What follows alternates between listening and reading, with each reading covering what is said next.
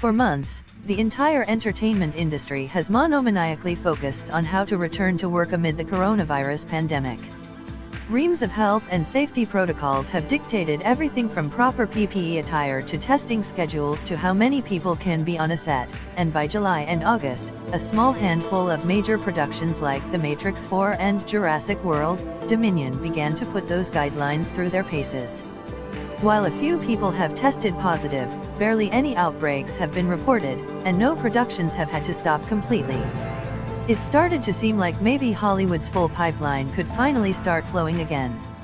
And then Batman got COVID-19. The news that Robert Pattinson had tested positive just 2 days after the Batman resumed production at Leavesden Studios in the UK has presented the industry with the first real-world example of the true hazards of making a movie at this scale amid a pandemic. When the first person on the call sheet of a movie this massive tests positive, the ripple effects are profound for the production. How what's happening with the Batman will affect the wider industry, however, remains to be seen. According to a source familiar with protocols for UK-based productions, anyone with a positive coronavirus test needs to quarantine for a minimum of 10 days. Then they can be cleared for work if a subsequent test comes back negative and they're asymptomatic. Other productions have required at least 2 negative tests, and no COVID-19 symptoms for at least 72 hours. Furthermore, anyone who came within 6 feet of Pattinson for more than 15 minutes would need to be immediately isolated for 14 days, regardless of whether or not they test positive. That would likely mean any actors or stunt performers who appeared on camera with Pattinson without a mask, along with any crew members tasked with supporting Pattinson through the shoot, including director Matt Reeves, if he didn't remain socially distant with Pattinson. If any of those people also test positive, further quarantining of individuals within their respective orbits would be necessary as well. As a physical production executive at another studio puts it to Variety, it's probably the worst-case scenario you could have. A spokesperson for Warner Brothers declined to comment for this story, citing privacy concerns. The news also comes at a critical moment for an industry that needs to convince its top-tier talent that returning to work will not put their health in undue jeopardy. Other productions have mitigated those concerns by effectively isolating talent within an all-encompassing bubble of safety.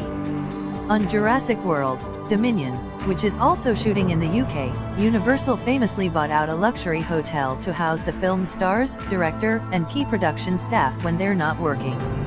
Everyone at the hotel, including hotel employees, are tested for COVID-19 3 times a week. It's unclear whether the Batman has followed similarly rigorous procedures. The situation isn't completely dire for Warner Brothers, however. Since the Batman started production before the COVID-19 pandemic shutdown, its current production delay should still be covered by insurance. But Pattinson's positive test does underscore why insurers have refused to write any new policies that would cover costs due to COVID-19, or any other communicable disease for that matter. No insurer wants to be on the hook for millions in production overruns if they can possibly avoid it.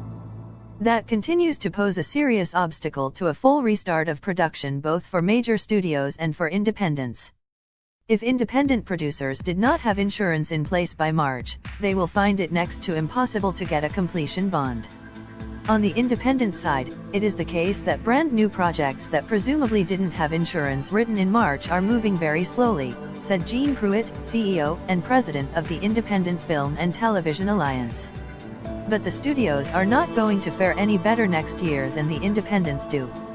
The Motion Picture Association has urged Congress to provide a federal backstop for COVID insurance.